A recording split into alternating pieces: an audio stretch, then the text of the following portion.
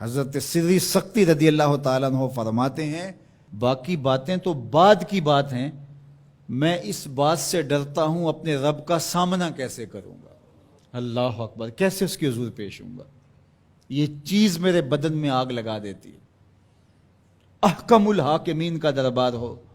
تو کیسے اس کے روبرو میں حاضر ہوں گا۔ اور حضرت اقبال 2 قدم آگے بڑھ کے ایک جملہ بولنے لگے، کہتے ہیں لوگ اس بات سے ڈرتے ہیں کہ رب کا سامنا کیسے کریں گے، میں تو اس بات سے ڈرتا ہوں رسول اللہ کا سامنا کیسے کروں، حضور کا امتی ہو کل قیامت کے دن حضور کا سامنا کیسے کرے گا،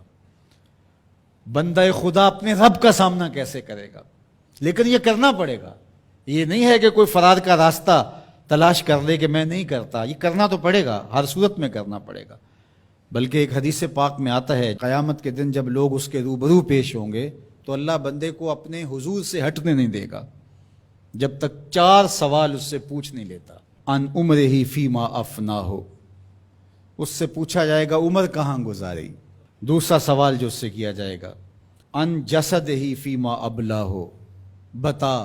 اپنے جسم کو کن کاموں میں لگایا، تجھے پھریرا بدن دیا تھا، اٹھتی جوانی تھی، عنفوان شباب تھا، چمکتی آنکھیں تھی، روشن چہرہ تھا، تجھے سنتے کان بولتی زبان بخشی، چوڑی چھاتی عطا کی، نرگسی آنکھیں تھی، کشادہ پیشانی تھی، قدِ رانا بخشا گیا۔ جب تو چلتا تھا تو تیری رفتار سے غزال خطابی شرمندہ ہوتے تھے، تیرے لہجے کا بانک پن، تیری زندگی کا جمال، تیری چڑھتی جوانی، تجھے دی گئی طاقتیں، صلاحیتیں، بتا تو نے اپنے جسم کو کس راہ میں لگایا، اللہ کے حکموں کی تعمیل میں۔ تیرا جسم کمان کی طرح رکوع کی صورت میں جھکا، کیا تو اس کے حضور سجدے میں گیا تو چل کے مسجد کی راہوں کا مسافر بنا یا نہیں بنا۔ جسم کے بارے میں پوچھا جائے گا فیما ابلا ہو وعن علم ہی ماذا عامل فی، اور پوچھا جائے گا تجھے جو علم دیا گیا تھا بتا عمل کہاں تک کیا۔ صرف تقریریں ہی تو نہیں کی، لوگوں کو سمجھاتا رہا اور خود کورے کا کورا رہا، لوگوں کو عمل کی دعوت دیتا رہا اور اپنا من گندا اور میلا ہی رہا، لوگوں کو تلقین کرتا رہا لیکن خود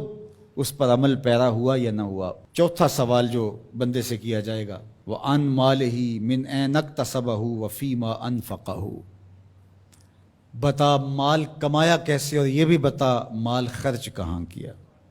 مال کے بارے میں 2 سوال ہو گئے، کمایا کہاں اور خرچ کہاں کیا۔ تو اللہ جل شانہ کا سامنا تو کرنا پڑے گا اور ایک وقت آنا ہے کہ تو اپنے رب سے ملاقات کرنی ہے۔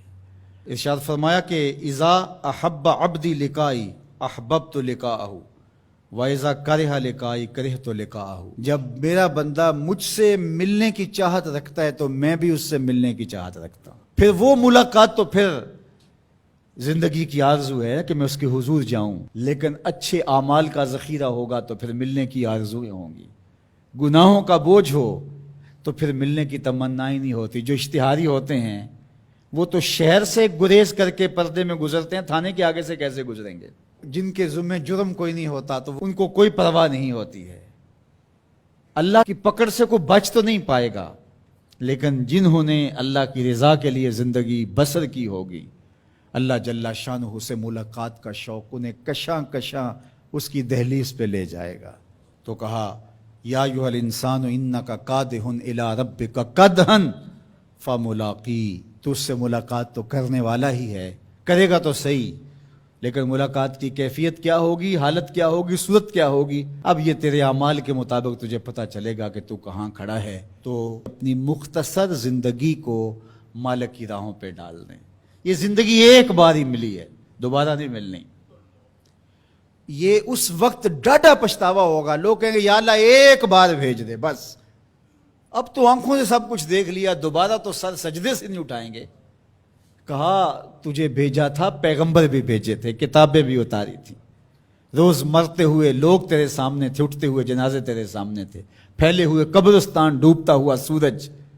یہ عارضی دنیا کے کتنے نقشے تمہیں دکھائے لیکن تو پھر بھی نہ مانا، اب دوسرا موقع نہیں ہے۔ یقول یا لیتنی قدمت لحیاتی، وہ کہے گا کاش میں اس زندگی کو اس زندگی کے لیے آگے بھیج دیا ہوتا، لیکن پھر سوائے پچھتاوے کے اور کچھ نہیں ہوگا۔